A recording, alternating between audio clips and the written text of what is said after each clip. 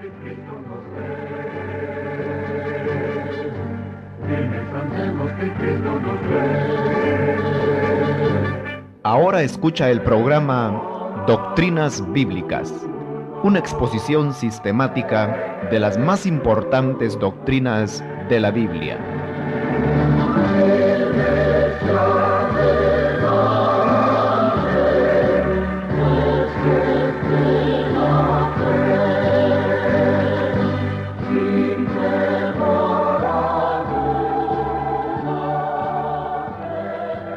Estimado oyente de Doctrinas Bíblicas, le estamos enviando nuestro saludo. Espero que usted esté ya preparado con su cuaderno de estudios bíblicos, como también con su lápiz o lapicero, para poder continuar con el estudio de la Trinidad que hemos emprendido. Continuando con este tema, habíamos visto ya de que la doctrina de la Trinidad tenía 4 fundamentos. El primero de ellos es de que solamente existe un Dios. Estudiamos las citas bíblicas que amparan esta enseñanza. El segundo fundamento, decíamos que era que en esta única divinidad, en este único Dios, hay una pluralidad de personas. Y precisamente dando las bases bíblicas de este último punto estábamos en nuestra última emisión. Se nos quedaba una porción más del Nuevo Testamento donde aparecen simultáneamente las 3 personas de la Trinidad, donde podemos notar que las 3 reciben adoración divina y por otra parte que hay diferencia entre ellas. Esta porción se encuentra en el libro de Apocalipsis capítulo 4. Si usted recordará, en este capítulo se nos narra lo que el apóstol Juan vio cuando él fue llevado al cielo y ahí pudo contemplar la majestad de Dios. Ahora Juan, que estuvo ya en el cielo y que pudo ver a Dios, él puede decirnos si se trata de una Trinidad o no. Veamos cuál es su relato. En primer lugar, en el capítulo 4 y versículo 5, él dice que vio un trono del cual salían relámpagos y truenos y voces, y delante del trono ardían 7 lámparas de fuego, las cuales son los 7 espíritus de Dios. Trate usted de irse formando ese cuadro mentalmente, ese cuadro que Juan pudo contemplar. En primer lugar, vio un trono y alrededor de este trono, en forma de círculo, había 7 lámparas. Juan nos explica que esas 7 lámparas son los espíritus de Dios. Es decir, que esas 7 lámparas estaban representando al Espíritu Santo. Ahí tenemos ya una de las personas que componen la única divinidad que existe. Pero en el capítulo 5 continúa la misma visión y en el versículo 1 dice: y vi en la mano derecha del que estaba sentado en el trono un libro escrito por dentro y por fuera, sellado con 7 sellos. Además de esas 7 lámparas que están alrededor del trono, había alguien más que estaba sentado en ese trono que estaba en medio de las 7 lámparas. Sabemos que ese que estaba sentado en el trono era Dios el Padre. Por lo tanto, ahí van ya 2 personas. Primero el Espíritu Santo en forma de 7 lámparas, luego el Padre sentado en el trono. Y en el mismo capítulo 5 de Apocalipsis, en los versículos 6 y 7 se nos dice: y miré y vi que en medio del trono y de los 4 seres vivientes y en medio de los ancianos estaba en pie un cordero como inmolado. Aquí tenemos que aparece otro personaje más al cual Juan llama el Cordero. Para nosotros no hay ninguna duda que se está refiriendo al Señor Jesucristo. Y es así como tenemos ya completo el cuadro. En primer lugar, las 7 lámparas alrededor del trono, que son el Espíritu Santo. Luego el Padre sentado en el trono y delante de él el Cordero puesto en pie. Ahí tenemos en un mismo momento, simultáneamente, mostradas las 3 personas de la Trinidad. Y se ve que entre ellas son diferentes, pues el versículo 7 del mismo capítulo 5 dice Juan que el Cordero vino y tomó el libro de la mano derecha del que estaba sentado en el trono. O sea que uno era el que estaba sentado en el trono y otro era el cordero que tuvo que caminar hasta el trono para tomar de la mano derecha del que estaba ahí sentado el libro escrito por dentro y por fuera. Este pasaje entonces es muy explícito al enseñarnos que en Dios hay una pluralidad de personas y que estas personas son tres: el Padre, el Hijo y el Espíritu Santo, y que además son personas diferenciables entre sí, aunque son un mismo Dios, pues solamente existe un Dios verdadero. Y con esto completamos ya lo que sería el segundo fundamento de la Trinidad. Y así pasamos al tercer fundamento, pues decíamos que eran 4 fundamentos sobre los que se apoyaba la doctrina de la Trinidad. Y decíamos que al igual que una mesa necesita 4 patas para sostenerse firme, de igual manera la doctrina de la Trinidad, para mantenerse firme, necesita de 4 fundamentos sustanciales. Los primeros 2 los hemos estudiado ya y eran de que solamente hay un Dios y luego de que este Dios es una pluralidad de personas. Pero ahora viene el tercer fundamento con el cual vamos completando ya el panorama de la doctrina de la Trinidad. Y este tercer fundamento es de que cada una de estas personas es Dios. Usted puede anotar ahí en su cuaderno de apuntes: tercero, cada una de estas personas es Dios. Este sería el tercer fundamento de la doctrina de la Trinidad y que se añade a los 2 que hemos visto ya con anterioridad. Al decir de que cada una de estas personas es Dios, nos estamos refiriendo a que, como hemos visto ya que en la palabra se nos muestra que existe el Padre, el Hijo y el Espíritu Santo, ahora es interesante el reconocer que tanto el Padre como el Hijo y como el Espíritu Santo, los 3 son el mismo Dios, o sea, en los 3 hay divinidad. En primer lugar, veamos al Padre. El Padre es Dios. Así lo enseña la palabra de Dios, las Escrituras. Hasta el presente creo que no ha existido ningún hereje que haya querido negar que Dios es el Padre, o más bien de que el Padre posee divinidad. Pero aún con eso hay pasajes de la Biblia donde con toda claridad se nos dice de que el Padre es Dios. El primero de ellos se encuentra en el libro de Isaías, capítulo 44 y versículo 6, que dice: así dice Jehová, Rey de Israel y su Redentor, Jehová de los ejércitos: yo soy el primero y yo soy el postrero, y fuera de mí no hay Dios. Con toda claridad se nos está enseñando en ese pasaje que el Padre es Dios, pues Él dice: fuera de mí no hay Dios. Hay muchos más pasajes en el Antiguo Testamento que nos declaran la misma verdad de que el Padre es Dios, pero no vamos a tocarlos todos ellos, pues sería muy agotador. Solamente damos ese pasaje del Antiguo Testamento y ahora un pasaje del Nuevo Testamento que también nos declara que el Padre es Dios. En Primera de Corintios, capítulo 8, versículo 6, dice la palabra del Señor: para nosotros, sin embargo, solo hay un Dios, el Padre. Creo que es una porción breve pero muy explícita, donde se nos enseña que el Padre es Dios.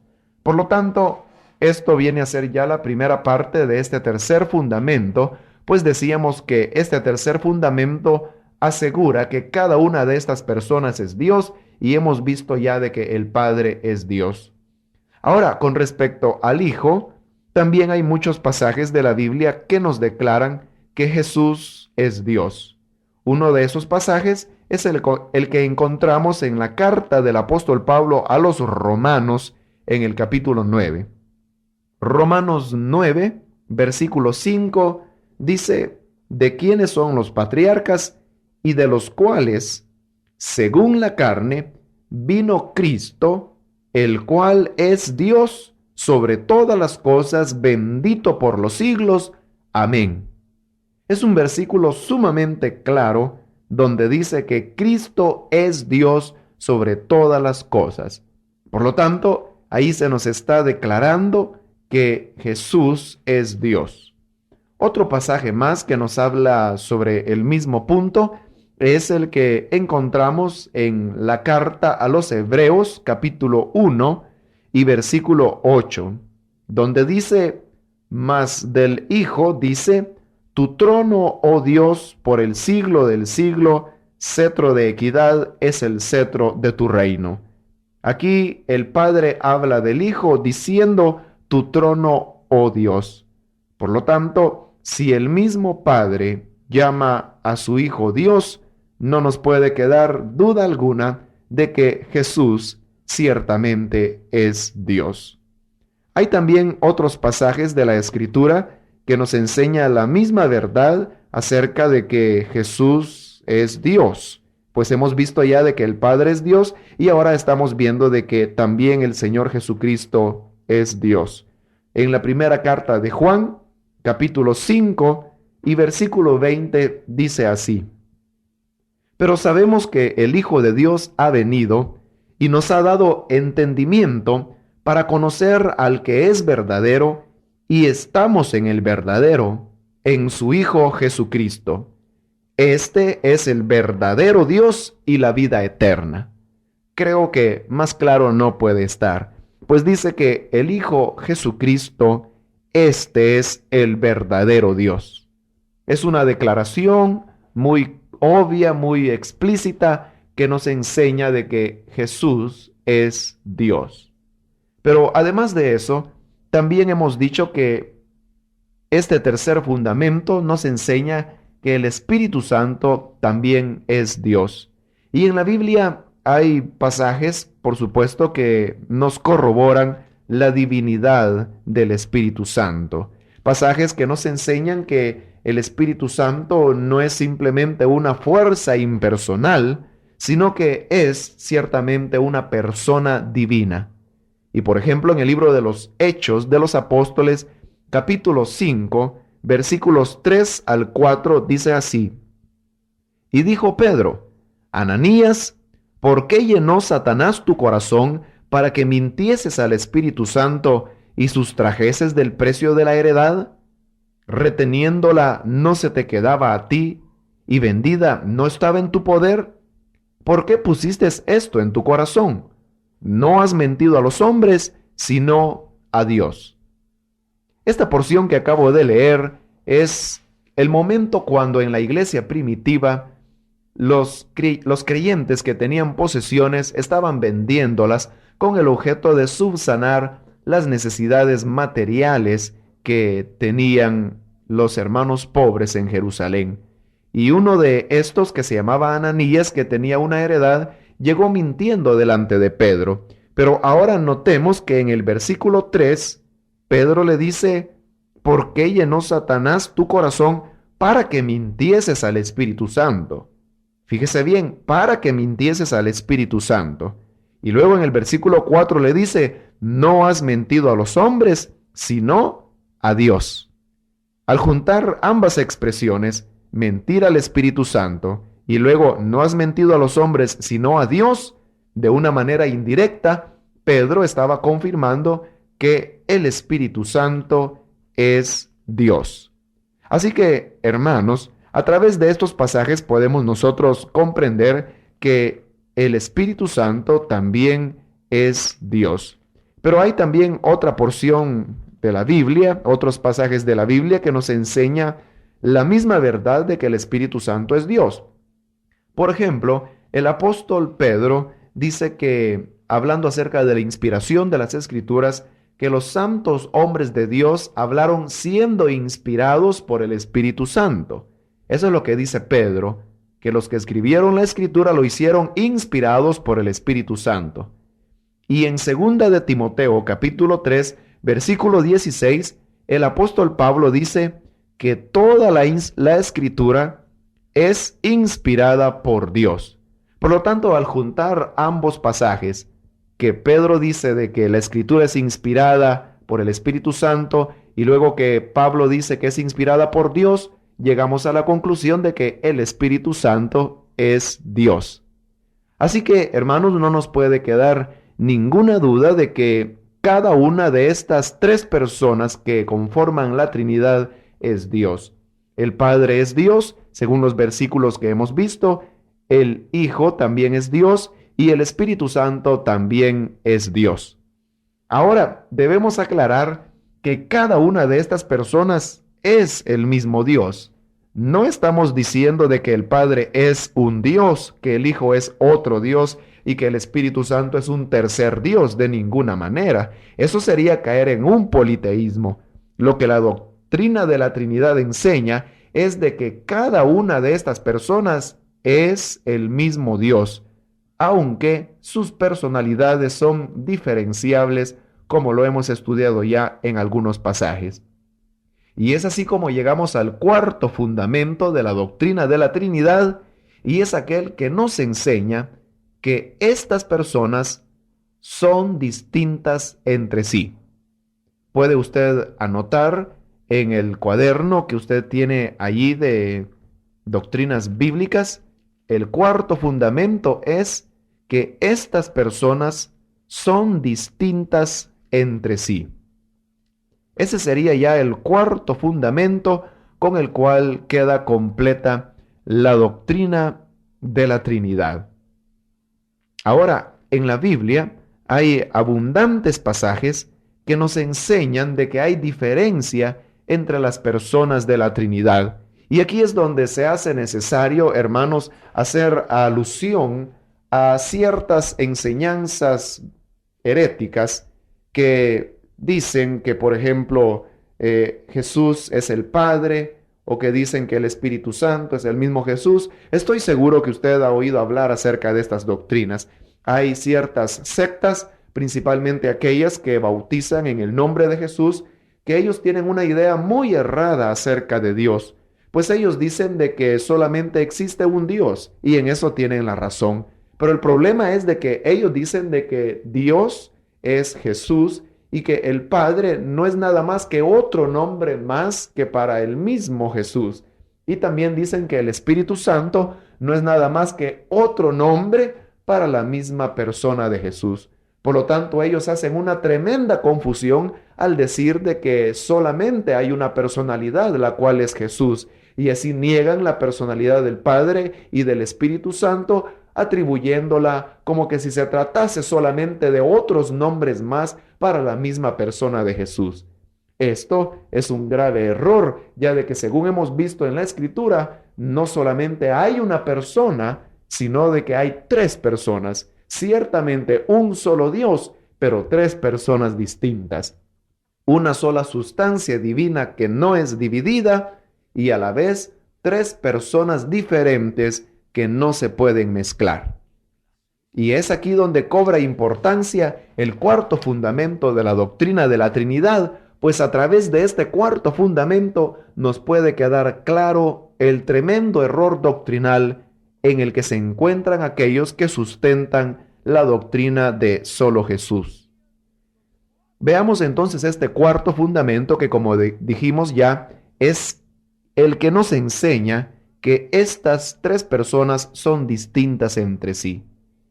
Comencemos a ver algunas evidencias bíblicas que nos demuestran esto. La primera se encuentra en el Evangelio según San Mateo, capítulo 20, y el versículo 23 dice: Jesús les dijo: a la verdad de mi vaso beberéis, y con el bautismo con que yo soy bautizado, seréis bautizados. Pero el sentaros a mi derecha y a mi izquierda no es mío darlo, sino a aquellos para quienes está preparado por mi Padre. Note que en este pasaje se hace muy evidente la diferencia que hay entre el Hijo y el Padre, pues Jesús dice: el sentarse a mi derecha o a mi izquierda, eso no es mío darlo, sino que es dado solamente al Padre.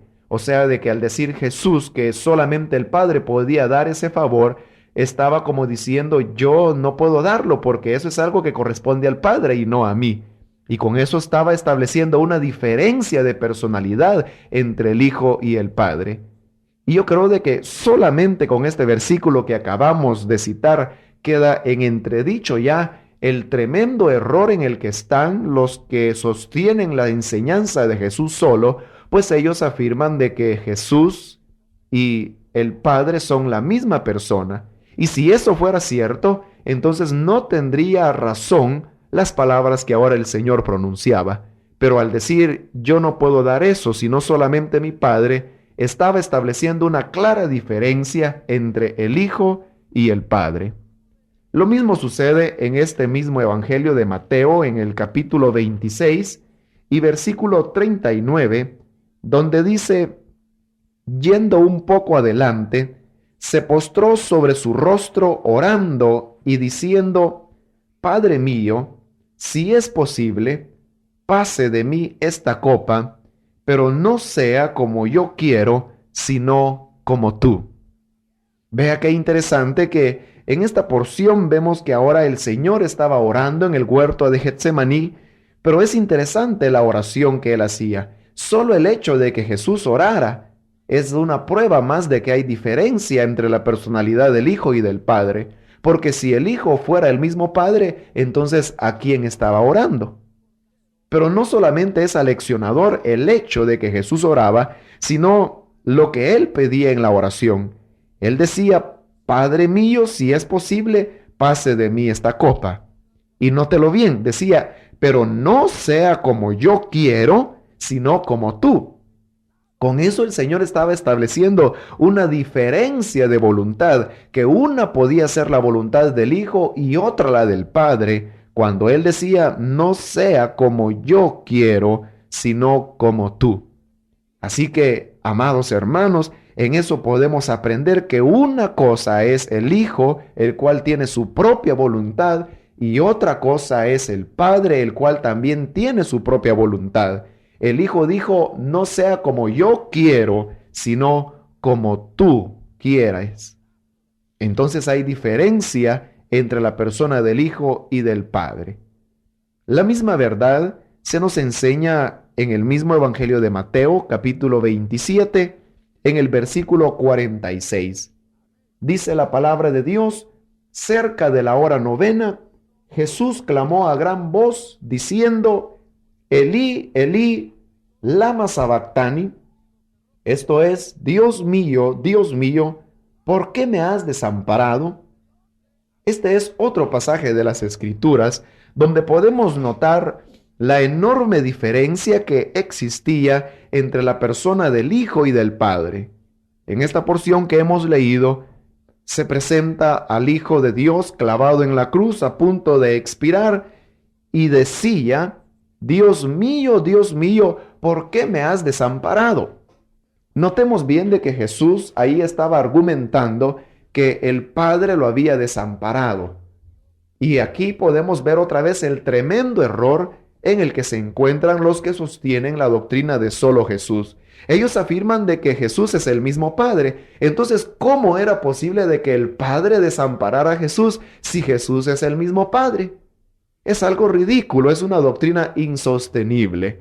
Y el mismo hecho de que Jesús dijera, ¿por qué me has desamparado?, nos muestra de que el Padre era una persona diferente al Hijo y que podía apartarse de él y podía desampararlo, tal como el Señor lo estaba diciendo. Y una cosa más importante aún es de que esta destitución que ahora Jesús estaba sufriendo del Padre era precisamente la base de nuestra redención. Porque la paga del pecado es muerte, y sabemos que la muerte espiritual es la separación de Dios. Por lo tanto, ahora que el Hijo estaba siendo muerto en la cruz y llevando el castigo de nuestra paz, Él tenía que ser alejado del Padre para que así Él pagara con la muerte espiritual y posteriormente con la muerte física el pecado que a nosotros se debía. Por lo tanto, era necesario de que hubiera diferencia entre las personas de la Trinidad. Una era la persona del Padre que ahora se alejaba y otra era la persona del Hijo que estaba sufriendo ese desamparo para de esa manera redimirnos. Por lo tanto, el sostener la doctrina de Jesús solo sería aún negar el acto sustitutorio de Cristo y sería aún negar la base de nuestra redención. Pero al enseñar y confirmar la doctrina de la Trinidad, podemos nosotros corroborar de que ciertamente la redención fue obrada y esto fue posible porque una persona es el Hijo y otra persona es el Padre. Pasajes como este que acabo de citar y los que mencionamos anteriormente abundan en el Nuevo Testamento. Hemos tocado solamente las porciones que aparecen en el Evangelio de Mateo y todavía hay muchas otras porciones. Por ejemplo, en el Evangelio de Marcos, capítulo 13, encontramos otro pasaje más de la Biblia que nos enseña que las personas de la Trinidad son diferentes entre sí. Marcos 13, versículo 32, dice de la siguiente manera: pero de aquel día y de la hora nadie sabe, ni aun los ángeles que están en el cielo, ni el Hijo, sino el Padre.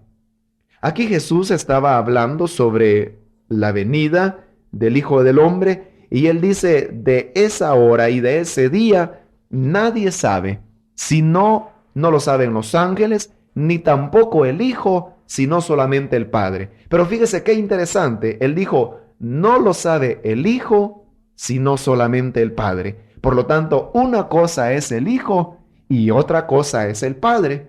Porque si Jesús fuera el Padre mismo, como afirman los que sostienen la doctrina de solo Jesús, pues en ese caso, ¿por qué no habría de saberlo el Hijo si fuera el mismo Padre? Pero al decir el Hijo no lo sabe, sino solamente el Padre, estaba estableciendo una clara diferencia entre las personas del Hijo y del Padre. Son dos personas distintas y por lo tanto la enseñanza de Jesús solo y su consecuencia del bautismo en el nombre de Jesús es un absurdo que no puede tener ningún amparo bíblico. El tiempo está llegando ya a su fin y todavía no hemos terminado todas las evidencias bíblicas que nos corroboran este cuarto punto, y es de que estas personas de la Trinidad son diferentes entre sí. Pero ya para concluir, hacemos un resumen. En primer lugar, hemos dicho que la doctrina de la Trinidad no enseña que haya tres dioses, sino solamente uno. Pero la doctrina de la Trinidad tiene cuatro fundamentos. El primero es de que solamente existe un Dios. El segundo, de que en este único Dios hay una pluralidad de personas. El tercer fundamento es de que cada una de estas personas es Dios, como lo hemos estudiado en esta oportunidad. Y el cuarto fundamento que estamos estudiando es de que cada una de estas personas es distinta entre sí. Este cuarto fundamento es el que continuaremos desarrollando en una ocasión posterior. Mientras tanto, agradecemos la amabilidad de su sintonía y esperamos de que estos apuntes que usted está tomando le sean de mucha utilidad y pueda repasarlo juntamente con sus porciones bíblicas posteriormente en su hogar. Le esperamos para nuestra próxima emisión, cuando continuaremos con el tema de la Trinidad de Dios.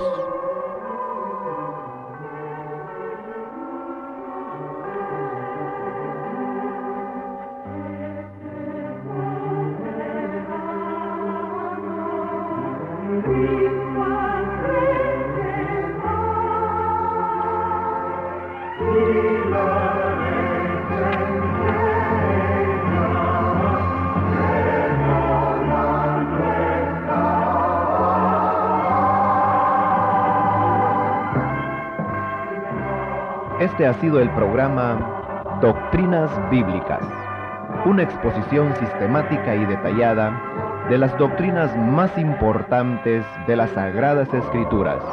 Le esperamos en nuestra próxima audición para seguir estudiando las doctrinas bíblicas.